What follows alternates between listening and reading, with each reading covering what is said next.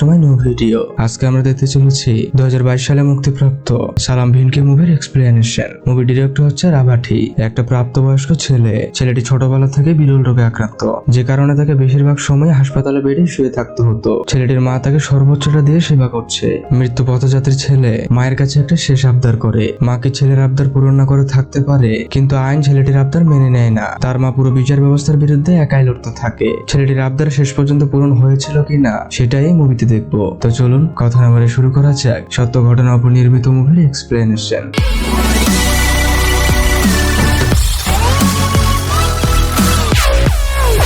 মুভির শুরুতে একটা অ্যাম্বুলেন্স হাসপাতালের সামনে থামে। পেছন পেছন একজন মহিলা আসছিল। একটা ছেলেকে বেডে করে কেবিনে নিয়ে যাওয়া হচ্ছিল। নার্স ছেলেটির মাকে শান্ত হতে বলছে। ছেলেটির নাম ভিনকি। ভিনকির খুবই শ্বাসকষ্ট হচ্ছিল।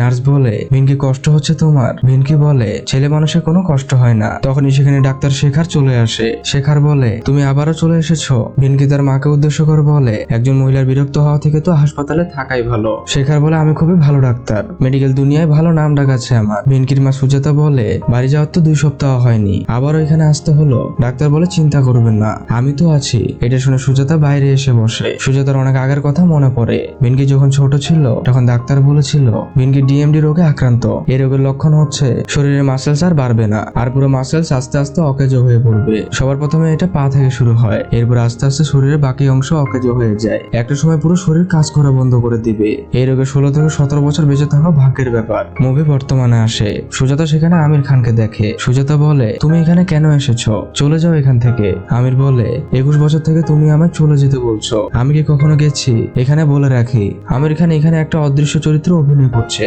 মানে সুজাতা ছাড়া আমির খানকে কেউ দেখতে পারে না। রাতের শিখার ভিনকির এক্সরে ভালোভাবে চেক করে। সুজাতা ছাদে একাই মন খারাপ করে দাঁড়িয়েছিল। তখনই সেখানে শেখার আসে। সুজাতা বলে, ভালোই হয়েছে আপনি এসেছেন। শেখার বলে, আমি ভিনকিকে ভালো একটা কেবিনে শিফট করে দেব, এরপর আপনি বাড়ি চলে যেতে পারেন। সুজাতা বলে, আমি আমার ছেলেকে ছেড়ে কোথাও যাব না। শেখার বলে, আপনার ছেলে খুবই সাহসী, তাকে নিয়ে চিন্তা করতে হবে না। সুজাতা বলে, কিন্তু আমি তো সাহসী না, আমি তোর কষ্ট সহ্য করতে পারছি না। তখনই শেখার বলে, আপনাকে এটা আর বেশি দিন সহ্য করতে হবে না। পরের দিন সুজাতা তার ছেলেকে বলে, তোর সবকিছুই আমি এখানে নিয়ে এসেছি। ভিনকি বলে, আম্মা আমি কি চাই সেটা তো তুমি জানো তাই না? ছেলের মুখে এই কথা শুনে মায়ের মুখটা শুকিয়ে যায়। তখনই সেখানে নার্স ও 2জন ওয়ার্ড বয় আসে। তারা ভিনকিকে বেডে শুইয়ে দেয়। ভিনকি বলে, আম্মা এখানে আমার ভালো লাগছে না, আমার দম বন্ধ হয়ে আসছে। এটা শুনে নার্স বলে, ভিনকি তুমি আমার সাথে এখানে থাকতে চাও না কেন? আমার যে এখনো দাবা খেলাটা শেখা হয়নি। ভিনকি বলে, আন্টি তাড়াতাড়ি করে শিখে ফেলুন, কে বলতে পারে কাল আমি নাও থাকতে পারি। এটা শুনে নার্স সেখান থেকে চলে যায়। সুজাতা রাগ করে দাঁড়িয়ে থাকে। ভিনকি বলে, আমার রাগ করে থাকলে কি সত্যিটা বদলে যাবে? সুজাতা চুপচাপই দাঁড়িয়ে থাকে। ভিনকি বলে, আমার শেষ আবদারটা রাখবে নাকি? সুজাতা বলে, না রাখবো না, আমার কাছে সবার আগে তুই, আমি তোর মা হই, এটা আমি করতে পারবো না। ভিনকি বলে, তাহলে তোমার মতো মা আমি চাই না, চলে যাও এখান থেকে। সুজাতা রেগে গিয়ে কেবিন থেকে বেরিয়ে যায়। বাইরে সুজাতা যখন দাঁড়িয়ে ছিল তখন তার মেয়ে শারদা আসে। শারদা বলে, মা তোমার কি হয়েছে? এদিকে নন্দিনী নামে একটা অন্ধ মেয়ে এসেছে। নন্দিনীর বাবা তাকে এখানে বসতে বলে। একটু নন্দিনীকে একজন ভিনকির কাছে দিয়ে যায়। নন্দিনী ভিনকির পাশে বসে। নন্দিনী বলে, ভিনকি সব ঠিক আছে তো? ভিনকি বলে, সব ঠিক আছে। নন্দিনী বলে, তুমি মিথ্যা কেন বলছো? ভিনকি বলে, আমাকে ক্ষমা করো, আমি আমার দেওয়া ওয়াদা পূরণ করতে পারবো না। নন্দিনী বলে, কোন ওয়াদা? ভিনকি বলে, আশ্রমে যাব, আমরা একসাথে লাইট হাউস থেকে সূর্যাস্ত দেখবো। এটা আর হলো না। মুভি চলে যায় অতীতে। ভিনকি ও নন্দিনী যখন ছোট ছিল তারা দুজনেই লাইট হাউসে উঠছে। ভিনকি ঠিকভাবে হাঁটতে না পারায় তার সিঁড়ি বেয়ে উঠতে খুবই কষ্ট হচ্ছিল। ভিনকি বলে, আমি আর উঠতে পারবো না, তুই একাই যা। নন্দিনী বলে, আমি তো অন্ধ, তাই তোকে ছাড়া আমি উপরে উঠে কি করব? ভিনকি বলে, আমি আর উপরে উঠতে পারবো না। নন্দিনী বলে, ঠিক আছে, পরবর্তী সময় উপরে উঠবি। ভিনকি বলে, ঠিক আছে, আমি ওয়াদা করলাম। নন্দিনী বলে, যদি ওয়াদা পূরণ না করো তাহলে সমুদ্রের রাক্ষস এসে তোকে নিয়ে যাবে। একটু পরে তারা আশ্রমে আসে। গুরুজি তাদের জন্য অপেক্ষা করছিল। ছোটবেলাটা তারা দুজনেই একসাথে কাটিয়েছে। ভিনকি ছোটবেলা থেকে দাবা খেলায় খুব ভালো ছিল। মুভি বর্তমানে আসে। নন্দিনী বলে, যখন তুমি হাসপাতাল থেকে বের হবে তখন তোমার ওয়াদা পূরণ করবে। ভিনকি বলে, এই ওয়াদা তোমাকে একাই পূরণ করতে হবে। এদিকে সুজাতা বলে, ও যখন যা চেয়েছে তাই আমি দিয়েছি, তবে এইবার আমি তার ইচ্ছা পূরণ করতে পারবো না। নন্দিনীর বাবা বলে, অর্গান ডোনেশন তার ইচ্ছা না, এটা তার স্বপ্ন। সুজাতা বলে, এটা তার জেদ। এই শুনে শারদা বলে, এই জেদ তো তুমি তাকে শিখিয়েছো, সব ডাক্তারই বলেছিল ভিনকি 14 থেকে 15 বছরের বেশি বাঁচবে না, এখন তার বয়স 24। আম্মা তুমি তুমিও তো তাকে লড়তে শিখিয়েছো। সুজাতা বলে, আমি তাকে বেঁচে থাকার জন্য লড়তে শিখিয়েছি, মরার জন্য না। এদিকে শেখার কেবিনে আসে। শেখার আসাতে নন্দিনী চলেই যাচ্ছিল। পেছন থেকে ভেনকি ভাবে নন্দিনী তার দিকে তাকাবে, কিন্তু নন্দিনী পেছন ফেরে তাকায় না। শেখার বলে, তুমি যে নন্দিনীকে পছন্দ করো তাকে কি ব্যাপারটা জানিয়েছো? ভেনকি বলে, আমি আর নতুন কাউকে কষ্ট দিতে চাই না। তখনই সারদা চলে আসে। শেখার যাওয়ার সময় সারদাকে বলে, তুমি চিন্তা করো না, আমি তো আছি। ভেনকি বলে, সারদা তুই কই ছিলে এতক্ষণ, আর তুই কেন আমাকে এড়িয়ে চলছিস? সারদা বলে, তুই অর্গান ডোনেশনের জন্য কেন জেদ করছিস? ভেনকি বলে, আমি যা সিদ্ধান্ত নিয়েছি তা ভেবেচিন্তেই নিয়েছি। সারদা বলে, তুই নিজে ভাবলে হবে, আমার কথা কি ভেবেছিস? ভেনকি বলে, সারাটা জীবন আমার কাছে বোঝা হয়ে আছি, কমসে কম এবার তো আমার গর্ব হতে পারবো। সারদা বলে, তুই তো আমার কাছে একটা অলিম্পিক মেডেল, আমরা সকলে তোর উপর গর্ববোধ করি। তখনই সেখানে সুজাতা আসে। ভেনকি তার মাকে দেখে বলে, আমি আমার সিদ্ধান্ত পরিবর্তন করব না। ছেলের মুখে এই কথা শুনে সুজাতা খুবই কষ্ট পায়। সুজাতা রুম থেকে বেরিয়ে যায়। বাইরে সুজাতা তার মেয়েকে বলে, ভেনকি কি খাবার খেয়েছে? সারদা বলে, তুমি নিজে কেন জিজ্ঞাসা করছো না? সুজাতা বলে, তাকে বলার মতো আমার কাছে কোনো জবাব নেই। যে ব্যাপারটা আমার হাতে নেই সেটার জন্য সে পাগল হয়ে গেছে। তখনই সেখানে আশ্রমের গুরুজি আসে। গুরুজি বলে, তুমি চিন্তা করো না, আমি তার সাথে কথা বলছি। গুরুজি বলে, মরতে আমাদের সবাইকে হবে, কিছুদিন আগে তো পরে। ভেনকি বলে, আমি আপনার আগেই মরবো। গুরুজি বলে, মরার পরবর্তী জীবনে তুমি কি করতে চাও? এই শুনে ভেনকি বলে, নিজের পা মাটিতে রাখতে চাই, কারো সাহায্য ছাড়া দৌড়াতে চাই, দৌড়াতে থাকবো, পড়ে গেলে আমি আবারও দৌড়াবো। আসলেই জীবনকে নিয়ে আমাদের কতই না অভিযোগ, কারো জীবনে নিজের পায়ে দাঁড়ানোটাই স্বপ্ন হয়ে থাকে। ভেনকি আরো বলে, আমি অর্গান ডোনেশন করতে চাই গুরুজি, পৃথিবী ছেড়ে যাওয়ার আগে কারো কাজে আসতে চাই। গুরুজি বলে, তার মানে তুমি মরার পরও জীবিত থাকতে চাইছো? কার জন্য? তোমার মায়ের জন্য। কিন্তু তখন তো তোমার এই ত্যাগ ব্যর্থ হবে, কারণ তোমার এই নিঃশ্বাস, তোমার স্পর্শ সবে 24 বছর ধরে তোমার মায়ের সাথে মিশে আছে। গুরুজির কথা শুনে ভেনকি চুপ হয়ে যায়। গুরুজি চলে যায়। গুরুজির কথা শুনে ভেনকি শুধু তার মায়ের কথা ভাবতে থাকে, তার মায়ের সাথে কাটানো দিনগুলোর কথা মনে করতে থাকে। ভেনকি বুঝতে পারে তার মাকে সে অনেক কষ্ট দিয়েছে। ভেনকি তার মাকে ডাকতে থাকে। ভেনকি চিৎকার করে তার মাকে ডাকতে থাকে। ভেনকির চিৎকারে তার বোন সেখানে আসে, কিন্তু ভেনকির চিৎকার থামছে না। এদিকে সুজাতা ভেনকির জন্য ওষুধ কিনতে এসেছে। তখনই ভেনকি ফোন দিয়ে বলে, আমা তুমি তো আমার উপরে রাগ করে আছো, যে কারণে তুমি কথা বলছো না। আমি মরে গেলে তুমি কার সাথে কথা বলবে? ছেলের এক কথায় মা দৌড়াতে হাসপাতালে আসে। সুজাতা তার ছেলেকে শক্ত করে জড়িয়ে ধরে। ভেনকি বলে, আমায় ক্ষমা করে দাও আম্মা, মুভির এই সিনটায় আমি খুব ইমোশনাল হয়ে গেছিলাম। যাই হোক, পরের দিন ভেনকি নাচের সাথে দাবা খেলছে। এক পর্যায়ে নাচ ভেনকিকে হারিয়ে দেয়। তখনই শেখার আসে বলে, হেরে গেলে তাহলে গুরু হিসেবে আজ তুমি সার্থক। তখনই সেখানে নন্দিনীর বাবা আসে। নন্দিনী ও তার বাবা বিদায় নিয়ে চলে যায়। ভেনকি আবারও পেছন থেকে ভাবতে থাকে নন্দিনী তাকাবে। নন্দিনী আবার ঠিকই তাকায়। এটা দেখে ভেনকি খুবই খুশি হয়। রাতের বেলা সুজাতা তার মেয়ের চুল আশ্রয় দিচ্ছিল। ভেনকি বলে, আমি মারা যাওয়ার পর তোমাদের হাতে তো অনেক সময় থাকবে। সুজাতা বলে, চুপ কর, যখন তখন শুধু বাজে কথা বলিস। ভেনকি তার বোনকে ডাকে। বোন তার ভাইয়ের কাছে এসে বসে। ভেনকি বলে, আমি ভেবেছিলাম অর্গান ডোনেশন হলে আমার জন্য কিছু না কিছু রেখে যাব। এখন আমার কোনো চিন্তা নেই, কারণ তুই আমার সাথে আছিস। কিছুক্ষণ পর সারদা তার মাকে অনেক কথা বলতে থাকে, কিন্তু সুজাতার মনে তো তার ছেলের কথাই ঘুরপাক খাচ্ছে। সারদা বলে, আমা তোমার কি হয়েছে? সুজাতা বলে, কেন জানি খুব ভয় করছে। সারদা বলে, আমা ভয় কেন পাচ্ছ? ভেনকি তো এখন ঘুমোচ্ছে। সুজাতা বলে, এটাই তো ভয় লাগে, মাঝে মাঝে মধ্যরাতে আমি তার ঘুম ভাঙিয়ে দিতাম, শুধু এটা দেখার জন্য যে ভেনকি ঠিক আছে কিনা। এদিকে ভেনকি ঘুমিয়েছিল। তখনই তার অবস্থা খারাপ হতে থাকে। নার্স তাড়াতাড়ি ভেনকির পালস চেক করে। সারদা তার ভাইকে ডাকতে থাকে। ভেনকির অবস্থা আরো খারাপ হতে থাকে। সুজাতা দূর থেকে ছেলের এই কষ্ট সহ্য করতে পারেনি। সুজাতা ভেনকিকে বলে, বাবা তুই এভাবে যেতে পারিস না, তোর যে এখনো অনেক কিছু করার বাকি আছে, আমি তোর শেষ ইচ্ছা পূরণ করব, তুই ফিরে আয় বাবা। শেখার আসে দেখে এখন সবকিছু নর্মাল। শেখার বলে, এটা কিভাবে সম্ভব হলো? সুজাতা বলে, আমি তার আবদার মেনে নিয়েছি, তাই সে ফিরে এসেছে। কিছুক্ষণ পর সারদা বলে, তুই ঘুমাস না কেন? ভেনকি বলে, ছোটবেলায় মা আমাকে যেভাবে গান বলে ঘুম পাড়াতো, তুই কি একটু গান গাইবি? এরপর সারদা গান গাইতে শুরু করে। এদিকে সুজাতা খুব কান্না করতে থাকে। সে হয়তো তার ছেলেকে বাঁচাতে তার সিদ্ধান্ত মেনে নিয়েছে, কিন্তু এটা যে সে নিজেও মানতে পারছে না। সুজাতা তৎক্ষণাৎ নিজেকে সামলিয়ে নেয়। পরের দিন সকালবেলা ভেনকি বলে, মা আজ আমি স্বপ্ন দেখেছি যে তুমি আমার আবদার মেনে নিয়েছো। সুজাতা বলে, বাবা সেটা স্বপ্ন ছিল না, আমি সত্যি তোর আবদার মেনে নিয়েছি। এটা শুনে ভেনকি খুবই খুশি হয়। পরবর্তীতে সুজাতা হসপিটাল অথরিটিকে ব্যাপারটা জানায়। সুজাতা বলে, আমার ছেলের জন্য ইউথেনেশিয়া মৃত্যু চাচ্ছি। ইউথেনেশিয়া হচ্ছে যখন কোনো রোগী মৃত্যু যন্ত্রণায় ছটফট করছে, যার বাঁচার কোনো সুযোগ নেই, তখন তাকে মেরে ফেলা। ডাক্তার বলে, এটা অপরাধ, এটা আমরা করতে পারবো না। সুজাতা বলে, আমার ছেলে মারা যাওয়ার পর তার শরীরের অংশ ডোনেশন করতে চাচ্ছি, এটা আমার কাছে কোনো অপরাধ নয়। ডাক্তার বলে, আমাদের হাসপাতাল আবেগে চলে না, আইন কানুন মেনে চলে। সুজাতা বলে, আমি যদি ভেনকির অক্সিজেন বন্ধ করে দেই তাহলে তাহলে কি হবে? ডাক্তার বলে তাহলে আপনি সহ আমরাও জেলে যাব আর এই হাসপাতালও বন্ধ হয়ে যাবে। সুজাতা বলে আমি কোনো আইন ভাঙবো না, তবে আইন পরিবর্তন করার চেষ্টা করব। এই বলে সুজাতা সেখান থেকে চলে যায়। সুজাতা সোজা জানালার পাশে আসে, সেখানে আমির খান আসে। আমির বলে আজ আমায় চলে যেতে বলছো না কেন? সুজাতা বলে ভিনকি আমায় বলেছিল যখন আমরা নিজেদের ভাগ্য মেনে নেই তখন অন্যকে দোষ দেওয়া বন্ধ করে দেই। আমি আর এসব বই বেড়াতে পারছি না। আমির বলে এবার থেকে ভিনকির খেয়াল রাখার দায়িত্ব আমার। আমি ভিনকিকে এমন এক জায়গায় নিয়ে যাব যেখানে কোনো হাসপাতাল থাকবে না, কোনো ডাক্তার বা রোগ থাকবে না। ভিনকি যা চাইবে সে তাই করতে পারবে। সুজাতা বলে ভিনকির কষ্ট হবে না তো? আমির বলে যখন ভিনকির যাওয়ার সময় হবে আমি নিজেই তার হাত ধরে নিয়ে যাব। তখনই সেখানে সারদা চলে আসে। পরের দিন সুজাতাও সেখানে একজন উকিলের সাথে দেখা করতে আসে। উকিল পারভেজ বলে কোর্ট থেকে একটা মেডিকেল টিম তৈরি করবে আর তারা যা রিপোর্ট দিবে সেই অনুযায়ী বিচার হবে। সুজাতা বলে রায় আমাদের পক্ষে হবে তো? পারভেজ বলে এটা বড় মুশকিল, এছাড়া এটা তো আইনের চোখে অপরাধ। সুজাতা বলে তাহলে বলুন এই কেস কি আপনি নিবেন? পারভেজ বলে শেখার যেহেতু বলেছে তাহলে অবশ্যই নেব।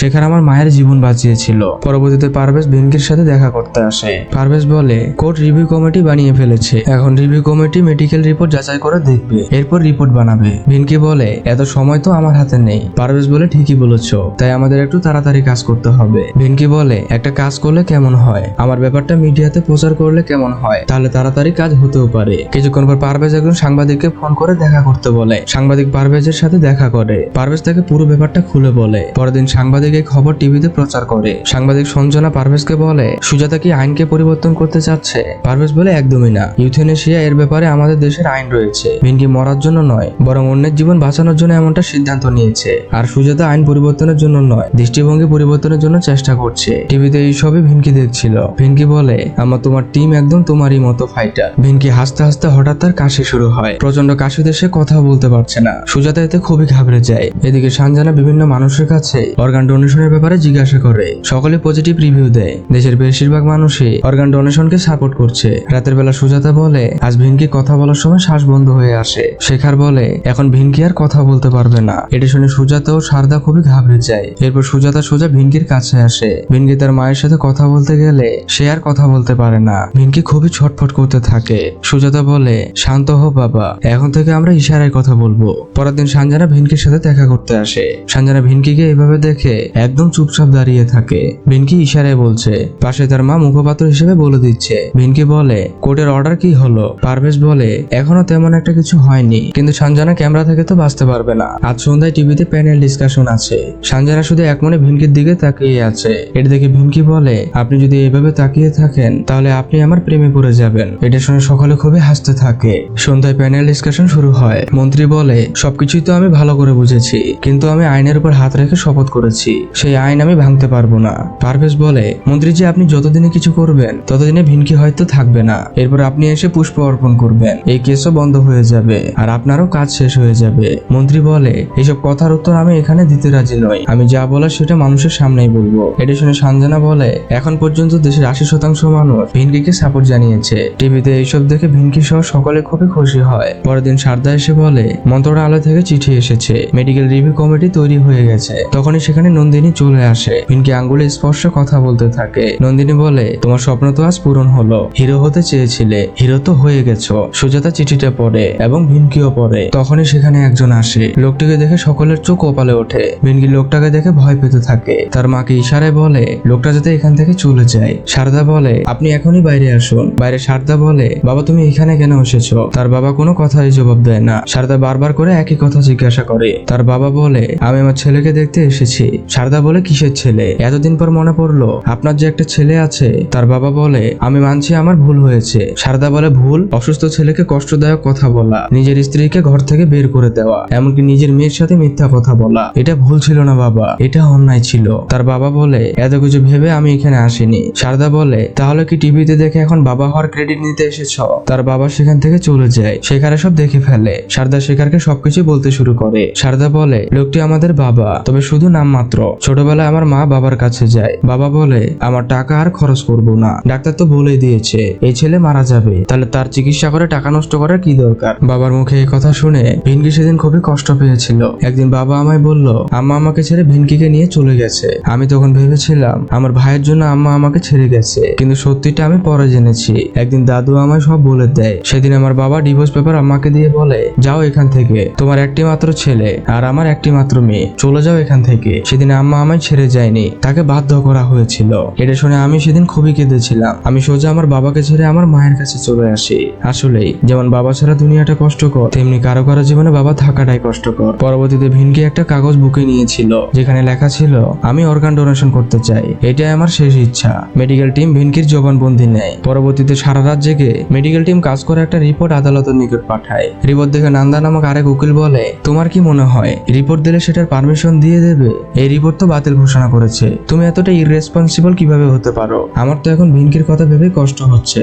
পারভেজ বলে, ম্যাডাম এত সব তো বললেন, আপনি শুধু একবার ভিনকির সাথে দেখা করুন, তাহলে সব বুঝতে পারবেন। কিন্তু নান্দা পারভেজের কথার গুরুত্বই দেয় না। এদিকে শেখার বলে, ভিনকির গলার টিউব লাগাতে হবে যাতে সে শ্বাস নিতে পারে, টিউব না লাগালে ভিনকি শ্বাস নিতে পারবে না। তখনই পারভেজ ফোন করে এবং দেখা করতে বলে। সানজানা বলে, আমাদের আবার নতুন করে শুরু করতে হবে। শেখার বলে, সানজানা একদম ঠিক বলেছে। পারভেজ বলে, ঠিক আছে, রিপোর্টে কাজ হয়নি তো কি হয়েছে, এবার আমরা আদালতে লড়বো।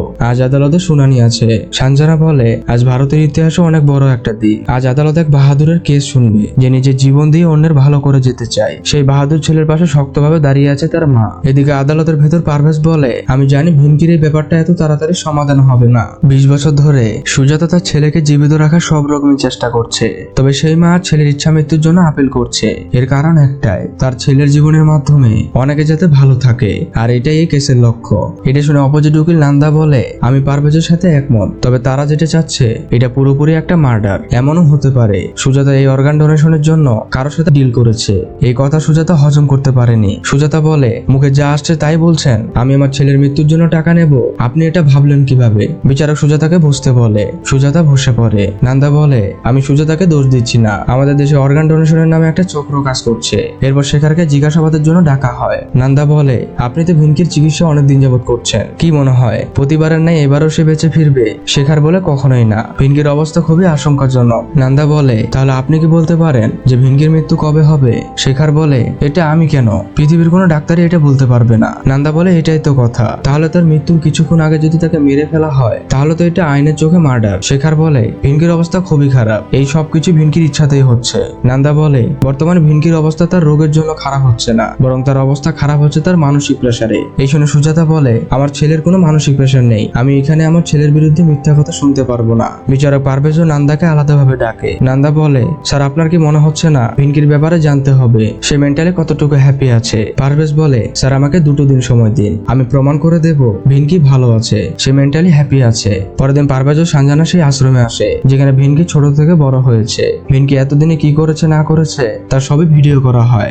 পরবর্তীতে ভিডিওগুলো কোর্টে সকলের সামনে দেখানো হয়। পারভেজ বলে, স্যার এখন তো বুঝেছেন ভিনকির কোনো মানসিক প্রেসার নেই, এরপরও এই কথা ভিনকি নিজের মুখেই বলবে। আদালত থেকে ভিনকির সাথে কথা বলা হচ্ছে। ভিনকির মা তার মুখপাত্র হিসেবে সবকিছু আদালতের সামনে বলে দিচ্ছে। ভিনকি বলে, সকলকে আমার নমস্কার। ছোটবেলায় সকলের মতো আমারও অনেক স্বপ্ন ছিল। স্বপ্ন ছিল মাকে নিয়ে পাহাড় সমুদ্র দেখবো, স্বপ্ন ছিল সারদার বিয়েতে নাচবো, স্বপ্ন ছিল নান্দিনীর সাথে লাইট হাউসে উঠবো। কিন্তু যখনই আমি বড় হতে থাকি আমার স্বপ্নগুলো ছোট হতে থাকে। আজ আপনারা আমার মৃত্যুর ফয়সালা করছেন, কিন্তু সত্যি তো এটাই, আমি মরতে চাই না, আমি বাঁচতে চাই সকলের মাঝে। এজন্য আমি অর্গান ডোনেশন দিতে চাই। যখন কেউ আমার অর্গান নিয়ে নিজের স্বপ্ন পূরণ করবে তখনই আমার স্বপ্ন পূরণ হবে। মুভিতে দেখেছি মৃত্যুর আগে মানুষের শেষ ইচ্ছা পূরণ করা হয়, তাহলে আমার শেষ ইচ্ছা পূরণ করার কি কোনো অধিকার নেই? এই শুনে বিচারক বলে, নান্দা আপনি কি কিছু বলবেন? নান্দা ভিনকির এই অবস্থা দেখে বলে, আমি এই কেস থেকে নিজেকে সরিয়ে নিচ্ছি। বিচারক বলে, মামলা শুনানি কাল দেওয়া হবে। রাতের বেলা ভিনকি তার মাকে বলে, আমি শুধু তোমায় কষ্ট দিয়ে গেলাম। সুজাতা বলে, কখনোই না, তুই তো আমাকে বাঁচতে শিখিয়েছিস, আমাকে লড়াই করতে শিখিয়েছিস। ভিনকি বলে, আমার মৃত্যুর পর কি হয়? সুজাতা বলে, কেউ জানে না যে মৃত্যুর পরে কি হয়, তবে আমি এটা জানি, তোর এতদিনে কষ্ট আর থাকবে না। ভিনকি বলে, আমি তোমায় খুব ভালোবাসি আম্মা। সুজাতা ছেলের কপালে চুমু খেয়ে বলে, আমিও তোকে খুবই ভালোবাসি বাবা। পরের দিন বিচারক সোজা হাসপাতালে চলে আসে। বিচারক ভিনকির পাশে বসে। বিচারক বলে, তুমি তো আদালতে যেতে পারবে না, এজন্যই আমি এখানে এসেছি। আমার জীবনে হাজারো কেস দেখেছি, প্রত্যেকবারই দুটো রাস্তার মধ্যে একটা বেছে নিয়েছি, হয় সাজা দিয়েছে না হয় মুক্তি, কিন্তু তুমি আমাকে তৃতীয় রাস্তা দেখিয়েছো, আইন পরিবর্তন করার রাস্তা। তবে কষ্টদায়ক হলেও সত্য, আইন এত তাড়াতাড়ি পরিবর্তন করা যায় না, সেজন্য আমাকে ক্ষমা করো। ইউথেনেশিয়া আপিল আমায় বাতিল করতে হবে। এটা শুনে ভিনকি খুবই কষ্ট পায়। বিচারক বলে, তবে আমি কথা দিচ্ছি এই আইন আমি পরিবর্তনের চেষ্টা করব। প্রত্যেকটা মানুষ যেমন নিজের ইচ্ছাতে বাঁচে তেমনি নিজের ইচ্ছায় মরারও অধিকার আছে। ভিনকি বলে, আপনাকে অনেক ধন্যবাদ, যদি সময় থাকতো তাহলে আপনার সাথে দাবা খেলতাম। বিচারক সেখান থেকে চলে যায়। ভিনকির চোখে পানি তখনও টলমল করছে। ভাইয়ের এসবে সারদাও খুব কান্না করছে। রাতের বেলা ভিনকি তার মাকে বলে মা একটা গান শোনাবে। তার মা এতে কিছুতে রাজি হয় না। তখনই সেখানে আমির চলে আসে। আমির বলে ভিনকি আমায় দেখছে সুজাতা, ও আমার সাথে যাওয়ার জন্য একদম প্রস্তুত, এবার তাকে যেতে দাও। সুজাতা তার ছেলের জন্য গান গাইতে শুরু করে। সেখানে নন্দিনী ও সারদাও আসে। আমির এসে ভিনকির হাতটা ধরে। তখনই ভিনকি তার মায়ের হাতটা ছেড়ে দেয়। আমরা বুঝতে পারি ছোট থেকে সংগ্রাম করে একটা ছেলে মারা গেছে। ভিনকির চলে যাওয়াতে সকলে খুবই কান্না করছে। বেশ কিছুদিন পর নন্দিনীকে সেই লাইট হাউসে আনা হয়েছে। নন্দিনী তার দৃষ্টিশক্তি ফিরে পেয়েছে। নন্দিনী দু চোখ ভরে পুরো জায়গাটা দেখে। ভিনকির মা এখনো ভিনকির কথা মনে করে কষ্ট পাচ্ছে। স্ক্রিনে দেখানো ছেলেটি হচ্ছে আসল ভিনকি, যে কিনা 2004 সালে এই স্বার্থপর পৃথিবী ছেড়ে চলে গেছে। আপনাদের একটা কথা বলি, আপনার যদি একটা সুস্থ শরীর থাকে তাহলে আল্লাহর শুকরিয়া করতে ভুলবেন না। আজ এ পর্যন্তই, দেখা হবে কোনো মুভির গল্প নিয়ে। ততদিন ভালো থাকুন, সুস্থ থাকুন।